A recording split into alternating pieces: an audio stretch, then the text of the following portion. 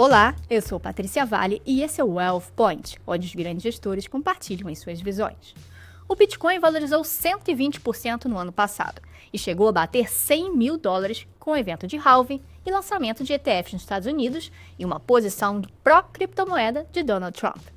Para saber quais são as perspectivas dos criptoativos neste ano, recebemos Samir Kerbaj, CIO da Hashdex, e João Piccioni, CIO da Empírico Gestão. Bem-vindos ao Wealth Point. Oi, Patrícia, é um prazer estar aqui.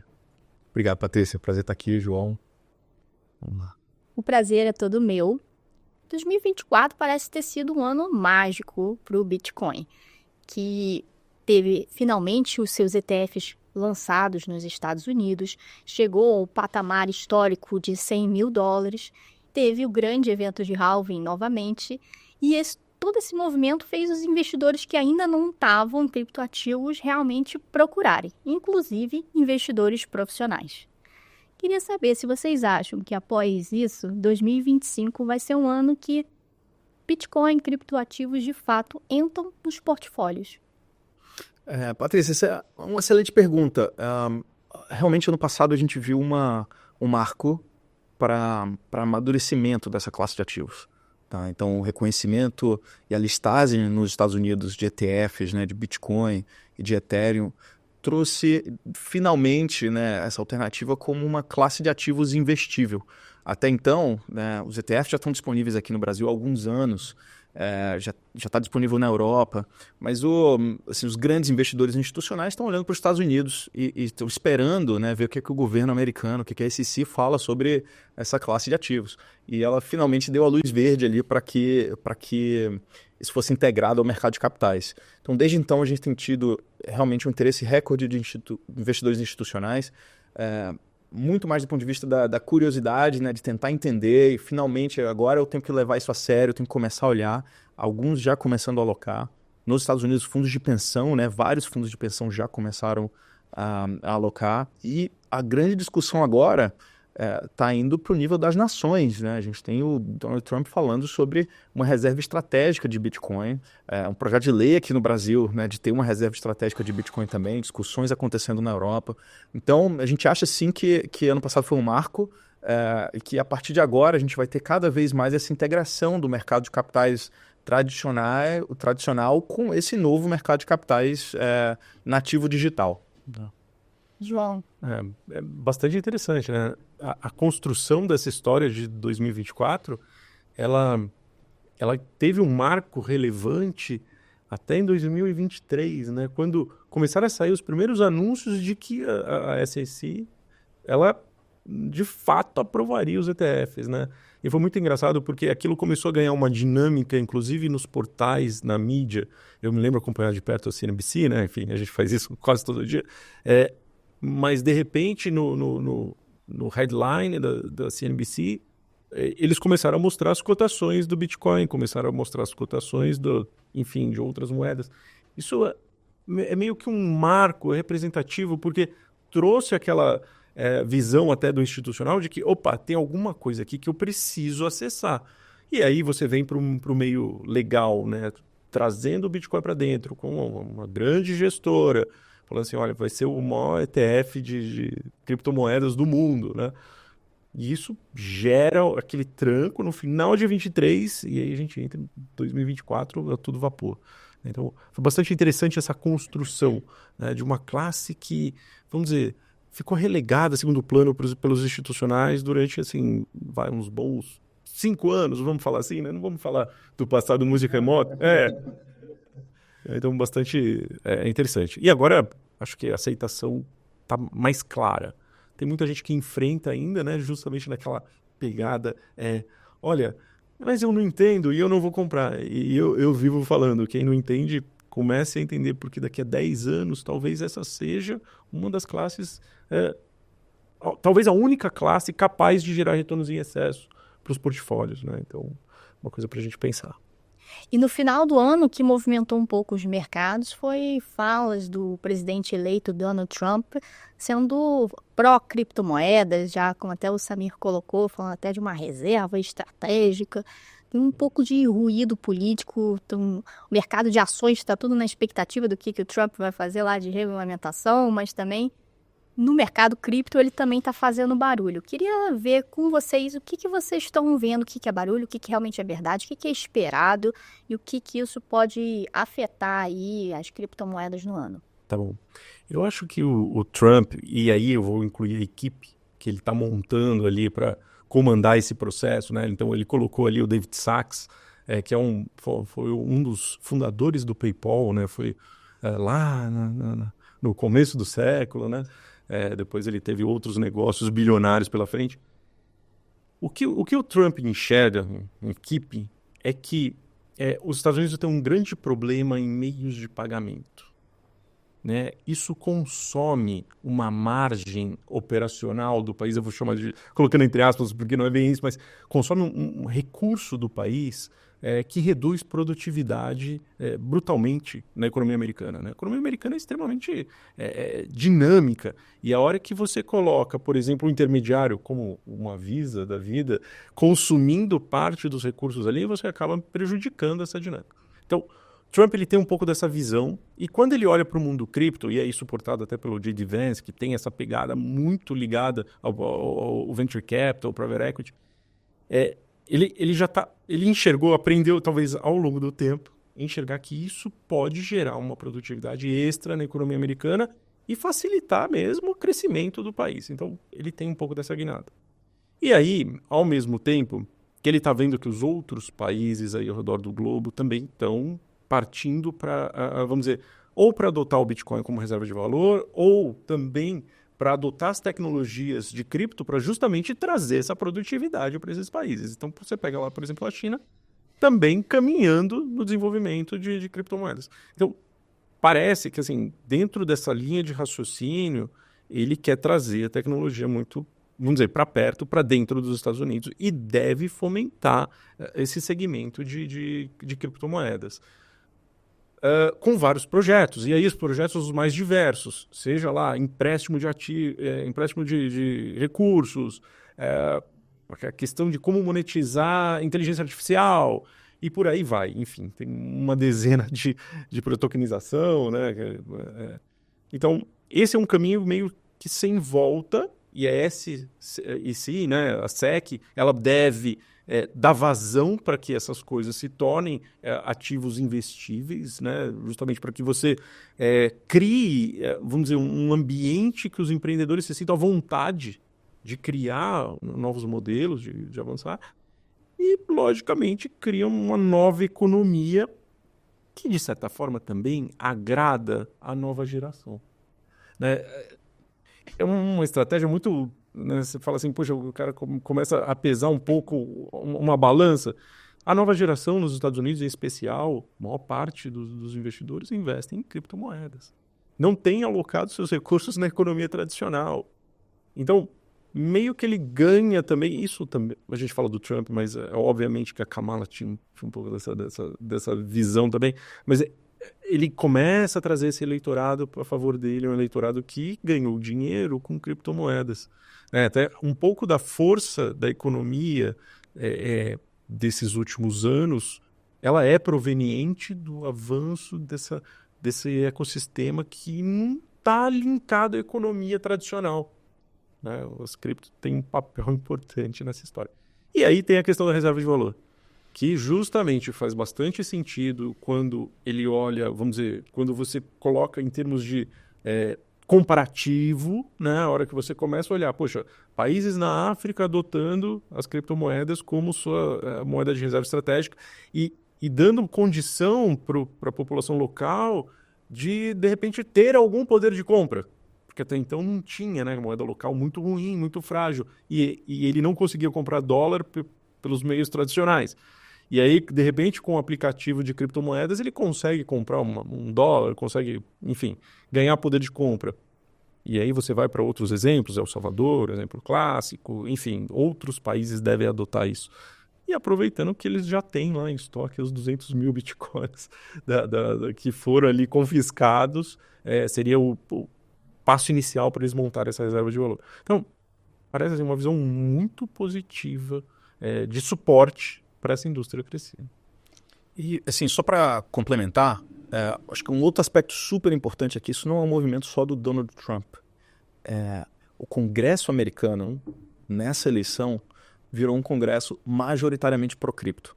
Isso é resultado de alguns anos de ceticismo do Congresso, de resistência e de uma organização da própria indústria de cripto nos Estados Unidos que estava basicamente sendo expulsa dos Estados Unidos.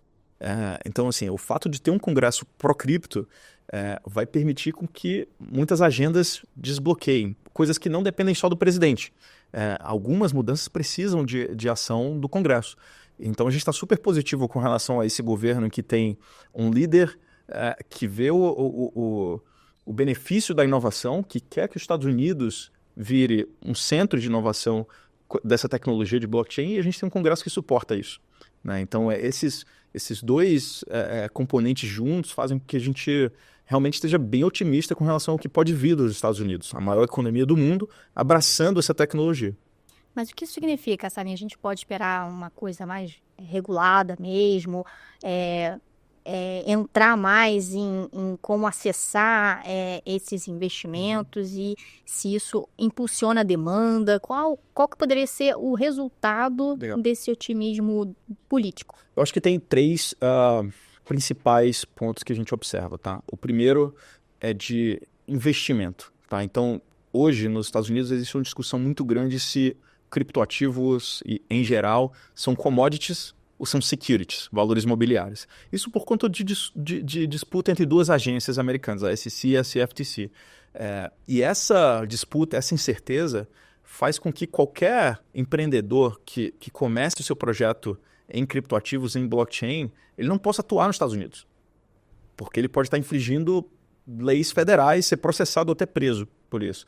Então, isso basicamente parou a indústria de criptoativos nos Estados Unidos desde 2018, certamente deu uma pausa muito grande ali com a onda dos ICOs e tal. A SEC deu um freio de arrumação, isso deu uma pausa.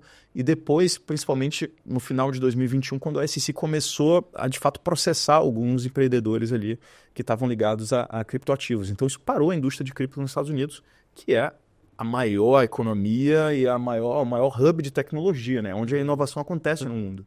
Então, isso parou nos Estados Unidos, todo mundo teve que ir para ilhas offshore, para o Oriente Médio, para alguns países da Ásia.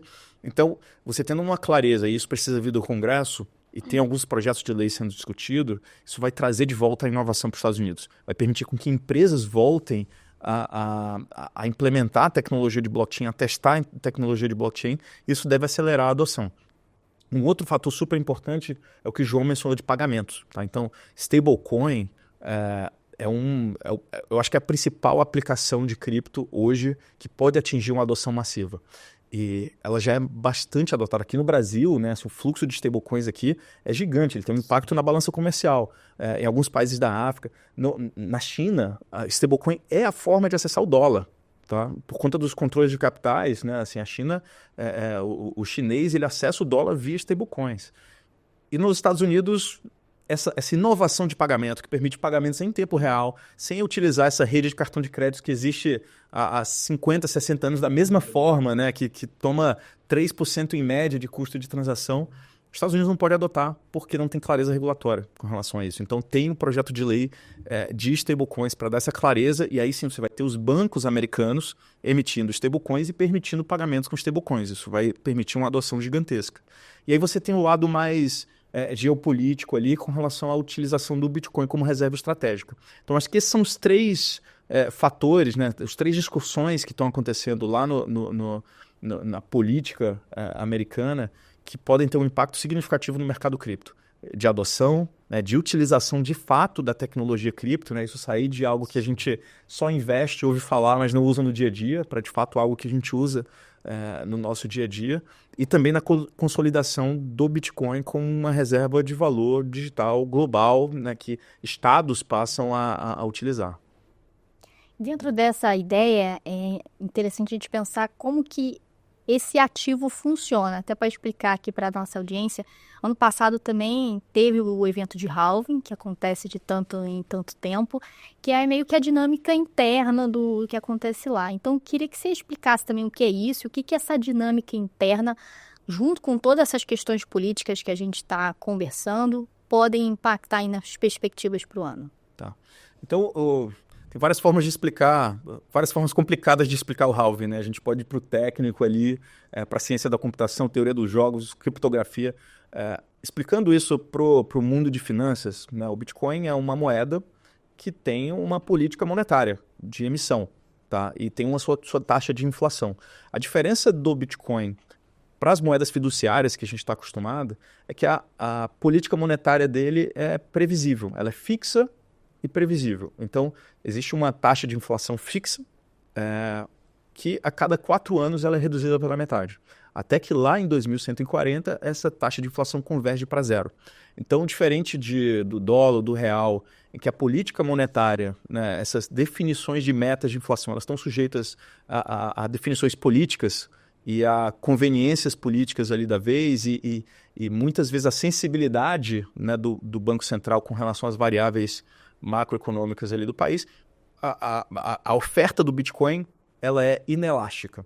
Então, o número de bitcoins emitidos ele não depende de nenhum fator relacionado à demanda e atividade econômica, nada disso. Então, é isso que faz com que o Bitcoin seja essencialmente escasso. Tá? E é isso que dá essa característica do Bitcoin poder eventualmente ser uma boa reserva de valor para a nossa sociedade. Então, a cada 4 anos, essa taxa de inflação cai pela metade. O marco, né, o evento, né, o dia em que isso acontece é chamado pela comunidade como halving do Bitcoin, que é justamente quando a taxa de inflação cai pela metade, por isso esse termo, né, de halving, né, de redução pela metade ali em inglês. Nada acontece naquele dia além é como se fosse uma decisão do Copom enfim, mexer na taxa de juros. Tá? Agora, o efeito disso, assim como o efeito das decisões do Copom, elas não acontecem do dia para a noite, né? O efeito disso na economia não acontece do dia para a noite, o efeito dessa redução da taxa de inflação também não é refletido do dia para a noite, ele tem um efeito cumulativo. Então imagina, você tem uma demanda por Bitcoin que na pior das hipóteses é constante, mas o que a gente tem visto é um crescimento exponencial da demanda, enquanto a oferta está sendo reduzida pela metade. Então, naturalmente, isso tem um impacto relevante no preço. E historicamente, né, quando a gente olha nos últimos 10, 12 anos, 6 meses depois do halving, historicamente, a gente tem um ciclo de alta relevante do Bitcoin. Então, é um evento que gera muita especulação com relação a e agora? Será que a gente vai ver de novo, né, o Bitcoin naquele ciclo gigante de alta? E até agora parece que a história está rimando bem. João, queria ouvir a sua opinião aí sobre esse evento do halving, se isso pode impactar aí nas perspectivas para 2025 e que outros fatores no mundo, né? A gente está falando muito dos Estados Unidos, mas ao redor do mundo a gente também tem que ficar de olho para estar investido em criptoativos. Não, legal. Né, o halving, sim, parece que tem um efeito prático, histórico, né, que acaba aumentando, proporcionando talvez esse maior fluxo em relação a cripto. E até acho que esse halving ele foi, de certa forma, ele foi mais conturbado justamente porque você teve a entrada dessa demanda em excesso dos ETFs de Bitcoin ali, né? Então, você meio que inflou um pouco essa demanda adicional. Um choque de oferta e de demanda ao mesmo tempo. Ao mesmo tempo, né? Talvez seja um ciclo até um pouquinho diferente. O que eu acho que é bastante interessante também dos ETFs, e que eu acho que vale a pena a gente comentar, é que os ETFs também criaram, de certa forma, um mercado mais completo para o Bitcoin, né? A inserção do ETF nas corretoras, enfim, fez com que as corretoras começassem a lançar também os derivativos sobre o ETF. E isso, de certa forma, traz uma completude para o mercado. E ao longo do tempo, o que a gente espera é que a volatilidade do próprio Bitcoin ela vá se reduzindo, justamente por conta dessa completude. Quer dizer, você consegue montar uma estratégia mais interessante para os seus portfólios. E aí, pensando na adoção do investidor institucional, isso é bastante positivo olhando para frente. Mas, logicamente, que a gente não pode deixar de lado os fatores macroeconômicos clássicos na hora de comprar as criptomoedas, né? Então, por exemplo, hoje saiu a inflação nos Estados Unidos e estava todo mundo de olho no indicador para ver como que isso afetaria ali os ativos de risco, especialmente tecnologia, e como que isso afeta os juros de longo prazo. Porque, no fundo, é sempre aquele trade-off entre, olha, comprar cripto ou vou ficar posicionado em dólar nesse momento. Eu entendo que o dólar está vamos lá, tem essa questão da inflação e tem essa questão da impressão da moeda, mas será que existe uma chance de repente, por exemplo, o novo governo Trump ter uma pegada um pouco menos expansionista? Né? A gente sabe que vai então o secretário do Tesouro ali que tem uma visão um pouco, vamos dizer, mais construtiva em relação a esses gastos, né, que o governo anterior teve. Então, lógico que isso tem um efeito em criptomoedas. Eu acho que na tendência de longo prazo isso não muda muito o rumo do Bitcoin para cima, né? Essa ampla adoção global e das criptos de forma geral. Mas lógico que no curto prazo a gente vai ver esse papel se movimentando meio o sabor ali vamos dizer, do medo, né? Daquele gráfico de medo e greed, né? Ambição ali, e ganância, né? Mas temos que ficar de olho sim nas variáveis macro e usar esse instrumento ao nosso favor na hora de montar os portfólios. E queria saber o impacto do Bitcoin nas outras criptomoedas. Um pouco da tendência geral de todas elas, mas eu queria que cada um de vocês falasse sobre duas que vocês estão mais animados e por quê. João. Tá bom. Bom, a principal de todas continua sendo o Bitcoin, né? A gente acredita que esse é um instrumento que deve permear a maior parte das classes de ativos que, logicamente, investem em renda variável, vamos dizer assim, né? Aqueles ativos que chacoalham.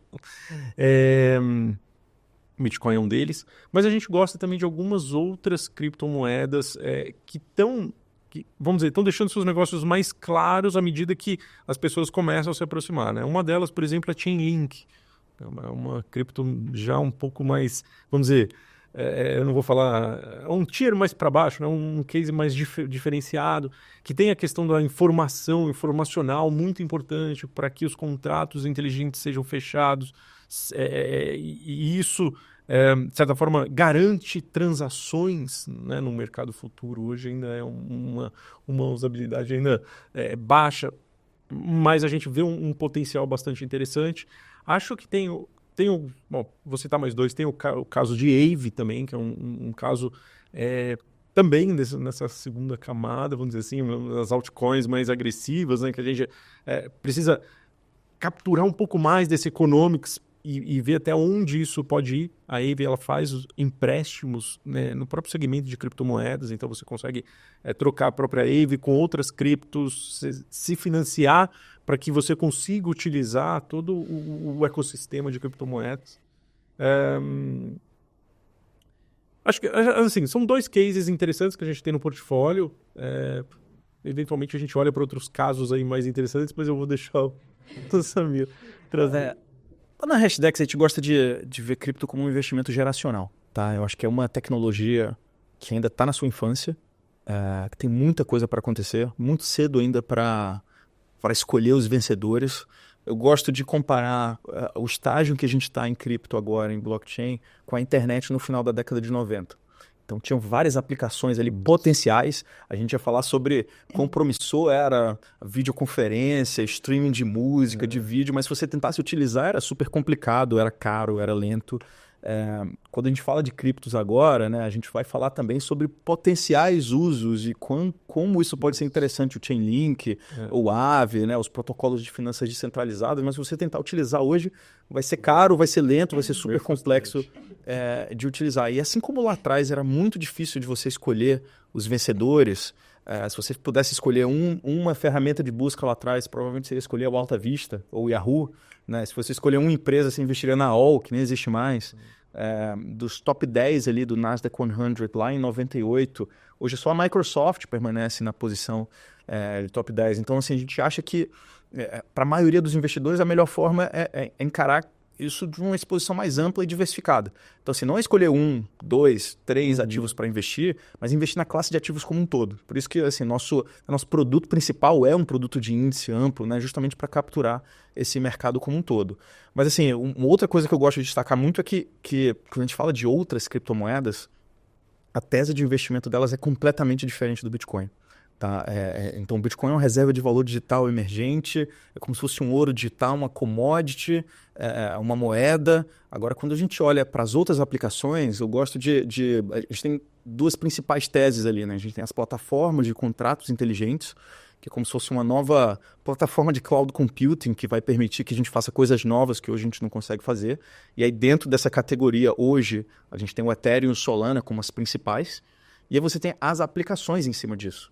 Né? Então, as plataformas de smart contract é como se fosse um backbone, a estrutura por trás, né? O back-office de uma nova economia. Então, a gente está num momento em que as principais inovações em cripto estão acontecendo nessas plataformas, em como transformar esse negócio que é caro, lento e super complexo em algo que seja barato, rápido e super fácil de utilizar, assim como a banda larga trouxe para a internet. Entendeu? Então, acho que as grandes inovações estão acontecendo nas plataformas de smart contract. E as aplicações hoje, elas estão muito deprimidas por conta da dificuldade de escalar essas plataformas de blockchain e da postura do governo americano. Porque esses projetos, em geral, eles são vistos como quase ilegais nos Estados Unidos, você tentar promover isso nos Estados Unidos.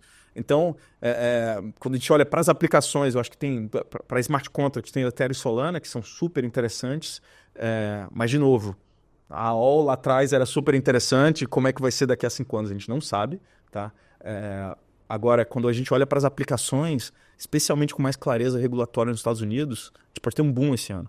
Tá? Porque as plataformas estão finalmente chegando num nível de escalabilidade que vão permitir milhões de usuários simultâneos e as aplicações talvez tenham mais clareza para operar nos Estados Unidos. Então, começando pelas stablecoins. Né? Então, acho que assim, esse universo acho que é muito amplo para você se concentrar em dois ativos específicos. Né? Acho que a forma como a gente gosta de ver realmente olha para isso de uma forma ampla e diversificada.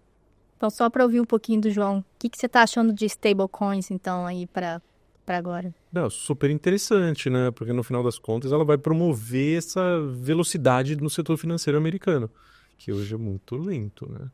Se a gente ainda tem... Eles lançaram o FedNow faz algum tempo lá, que é o Pix deles, né?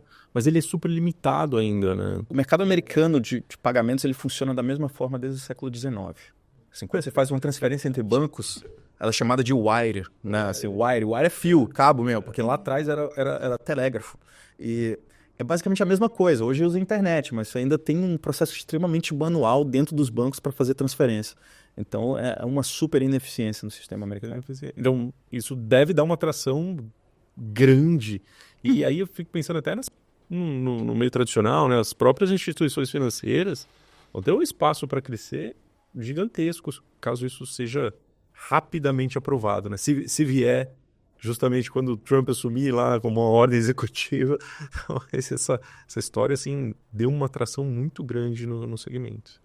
A gente está falando de perspectivas muito positivas aí para as criptomoedas, mas é um ativo muito volátil e que é preciso ficar atento e até saber qual é o apetite a risco aí do investidor. Queria que vocês falassem um pouco disso, de como é que vocês orientam o perfil de risco, se todo mundo deveria ter um pouquinho, ou se realmente é preciso ser um pouco mais moderado, para agressivo, para ter esse ativo no portfólio. E também os riscos que é preciso ficar atento aí, principalmente ao longo desse ano, que vocês estão vendo do que a gente conversou, de perspectivas, quais podem ser os riscos? Cripto é uma classe de ativos de risco, tem muita volatilidade, tem muita oportunidade, a gente está falando aqui sobre as oportunidades, mas tem muita volatilidade, né? Então, essas coisas andam juntas, né? Só existe oportunidade porque existe volatilidade e vice-versa. Então, isso significa que a forma como você vê uma alocação na sua carteira deve refletir isso. A diferença entre o remédio e o veneno é o tamanho da dose, né? Então, o que a gente normalmente recomenda aos investidores é que sim, cripto tem um papel para a maioria dos portfólios. Normalmente, se o investidor tem alocação em renda variável, faz sentido que ele considere uma parte dessa alocação de renda variável em cripto. Já é uma classe de ativos investível. A gente tem vários fundos e ETFs aqui no Brasil, tem ETFs nos Estados Unidos, enfim, tem uma classe de ativos super líquida. Os ETFs aqui no Brasil são dos mais negociados do Brasil, né? São os maiores volumes negociados no Brasil no mercado de ETFs. Então, assim, é uma classe de ativos investível, então você pode considerar uma alocação dentro do seu portfólio de renda variável. Obviamente, o tamanho da alocação depende muito do seu perfil de risco, né? Então, depende de quanto de renda variável representa no seu portfólio. Isso vai refletir quanto de cripto na sua carteira. Em geral, para o investidor brasileiro, a gente vê que uma alocação entre 1% e 5%, ela melhora o retorno ajustado ao risco da carteira, sem fazer você perder o seu sono à noite, né? Uma alocação pequena o suficiente que você não vai perder o sono quando o Bitcoin der esses solavancos. Então, normalmente é isso que a gente recomenda, uma alocação pequena, diversificada, porque justamente a gente não sabe o que vai acontecer, uma tecnologia que ainda está muito no começo, né? Que o principal driver de apreciação é a adoção, então a principal métrica que a gente usa é a adoção, então está muito no começo. Então, um investimento pequeno, diversificado e olhando em um horizonte de longo prazo. Então, não pense em entrar nessa classe de ativos com um horizonte de 2, 3 meses, vamos fazer um trade. É impossível você acertar o market timing de cripto com essa volatilidade. Os movimentos acontecem de madrugada, normalmente. Então, final de semana, né? Então, assim, veja nisso uma alocação de longo prazo. Pelo menos 3 anos. Então, esse é o mantra que a gente prega para os investidores. Alocação pequena, diversificada, olhando para o longo prazo. Legal. Eu concordo plenamente com o que o Samir está pontuando. Eu sou um pouco mais agressivo sobre a ótica. Eu não acho que agressivo não é a palavra certa, mas eu acho que o investidor local já deveria pensar numa construção, e aí de longo prazo, obviamente, em Bitcoin. Eu acho que até dissociar um pouco da classe cripto e assumir que o Bitcoin vai ser sim uma reserva de valor, olhando para frente, como o ouro foi, vamos colocar aqui, nos últimos 10 anos, talvez. O ouro tinha sido meio que largado às traças, deixado de lado, e ali em 2017 e 2018 voltou para dentro das carteiras de uma forma bastante relevante. E o brasileiro que comprou ouro ali naquele momento, transformou o seu portfólio. Mesma coisa tem que acontecer com o Bitcoin. A mesma coisa, ele tem que ser visto daqui para frente dessa forma. Aí uma alocação nessa faixa aí dos 3% a 5% me parece saudável. Agora, as demais criptos, sim, elas trazem talvez aquele mesmo trabalho, aquela lição de casa que você tem que fazer quando você compra uma ação, no final das contas, né? Principalmente aqui no Brasil, Bolsa Brasileira, você olha para o mercado, você fala assim, puxa, eu vou comprar uma ação de alguma empresa aqui que eu não estou acompanhando de perto. Talvez seja melhor não, talvez seja melhor deixar um pouco de lado. E eu acho que as demais criptos têm um pouco dessa característica. E aí a estratégia que o Samir tem pontuado, né? Poxa, um fundo de índices suplementa muito bem isso? Sim, né? Um fundo que tem lá as 20 maiores,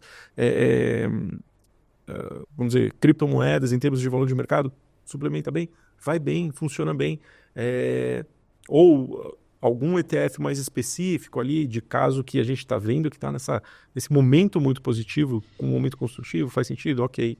Mas aí sempre numa participação talvez menor. O ETF de índice eu acho que você pode ter um pouquinho mais, mas nomes individuais, participações bem pequenas. Mas sempre com essa cabeça que é um ativo que guarda os seus fundamentos e que você precisa fazer a lição de casa para comprar.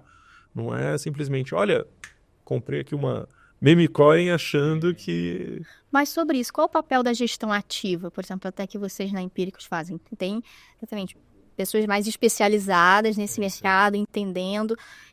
Qual a perspectiva, por exemplo, para saber se eu tenho um apetite para essa gestão mais ativa também, entender como lidar com a volatilidade nisso também? Uhum. Vamos lá. Se o investidor já tem um pouco dessa concepção, se ele já investe em renda variável, se ele já entende os movimentos, eu acho que se apoiar em uma gestão ativa é bastante interessante, porque você pode capturar vamos dizer, aquele alfa, aquele retorno a mais dentro da classe de cripto. Então, é o que a gente procura fazer em alguns dos nossos portfólios. A gente tem a equipe de análise dentro da Empíricos Research hoje, que produz os relatórios, e nós, como na Empíricos Gestão, nós consumimos esses relatórios e procuramos ali, vamos dizer, dar peso para aquilo que o research identifica como algo que, vamos dizer,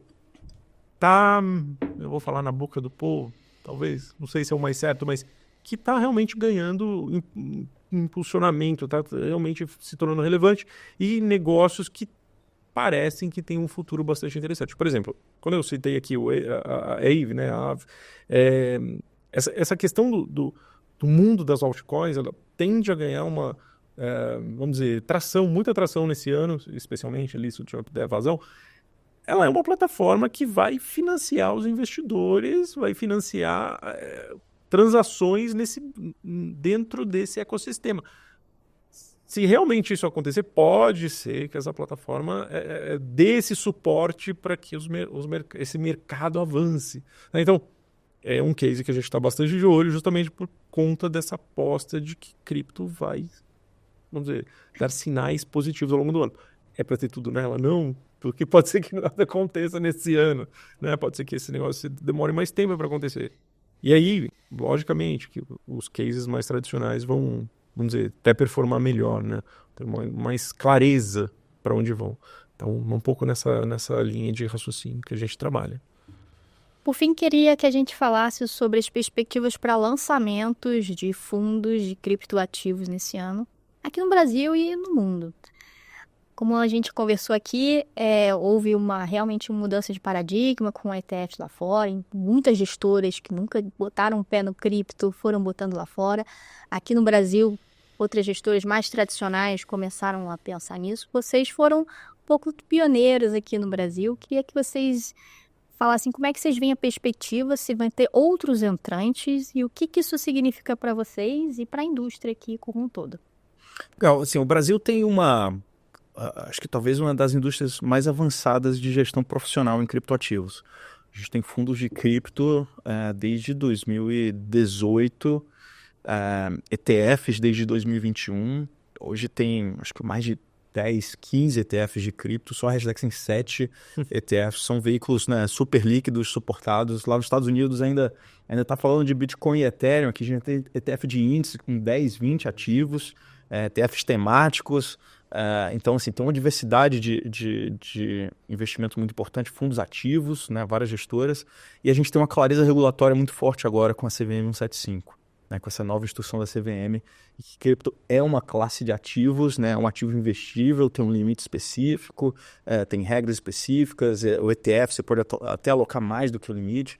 Então, agora a gente tem instrumentos de derivativos, tem futuros na B3, no roadmap da B3 tem mais futuros para vir, tem opções ali nos ETFs. Então, assim, a gente tem um conjunto de instrumentos no mercado de capitais hoje que permite que gestores façam essa gestão de cripto de forma profissional aqui no Brasil. Então, acho sim que a gente vai ter cada vez mais gestores tradicionais começando estratégias de criptos, instituições financeiras, né? A gente já vê algumas instituições financeiras ali utilizando os ETFs para oferecer produtos ali para os clientes, e agora juntando com derivativos e opções, isso vai abrir um leque de opção muito grande, tanto para esses gestores multimercados, macro, passarem a ter também estratégias em cripto, né, dentro de um fundo multi-estratégia, mas também de terem estratégias específicas de cripto. Então a gente acha sim que esse mercado vai crescer bastante, novos gestores e gestores tradicionais finalmente olhando para cripto. Até porque quando você olha para a possibilidade de geração de alfa aqui no Brasil, infelizmente a gente está muito limitado, né? Assim, basicamente todos os gestores estão olhando para esse kit Brasil aqui que está agora nesse modo de espera aí até 2026, né? Então, cripto surge como uma alternativa de geração de alfa, né? E uma indústria que está extremamente bem regulamentada, que já tem gestão profissional, tem instrumentos profissionais, ETFs, derivativos, futuros. Então, acho que esse é um ambiente bem propício para a gente ter uma multiplicação aí de fundos e estratégias de investimento em criptoativos. Eu concordo. E lá no Empíricos de Gestão a gente já tem nos portfólios o Bitcoin em especial há muito tempo, né, dentro dos multimercados. A gente carrega essa história desde 2019, 2018 dentro dos fundos. As estratégias internacionais, por vezes, tinham até alocações maiores, porque lá fora a gente não tinha o ETF spot, né? Mas a gente tinha os ETFs de futuro, né? Que é caro pra caramba, mas era o que estava disponível. E a gente sempre utilizou esses ativos dentro dos fundos multimercados também, né? Então, dado o nosso know-how ali, conhecimento no segmento de cripto, a gente sempre achou que isso trazia esse valor adicional, esse plus, vamos dizer assim, no retorno dos multimercados. E eu acho que nesse ano específico a gente conseguiu capturar bem isso nos portfólios, tanto os locais que detinham alguma participação em cripto e cripto foi meio que vamos dizer, o que salvou uma parte desses portfólios. E nos internacionais, cripto adicionou muito valor, né? Então, acho que de fato, é um caminho meio que sem volta, é um caminho que precisa ser absorvido pelos investidores. Os locais vão começar a olhar, sem sombra de dúvidas, não tem como fugir mais dessa história. E eu vou repetir, eu acho que daqui a 10 anos, uma boa parte da geração de excesso, de rentabilidade, de retornos, vai vir desses segmentos de criptomoedas. Então é um caminho meio que... É uma evolução até natural do mercado de capitais, do mercado financeiro. Ele vai caminhar para esse tipo de ativo. Samir, João, muito obrigada pela discussão tão rica. Obrigado, Patrícia. Prazer. Valeu. Agradeço também a nossa audiência. Esse episódio vai estar no site do Neofeed e também nas principais plataformas de streaming. Até a próxima.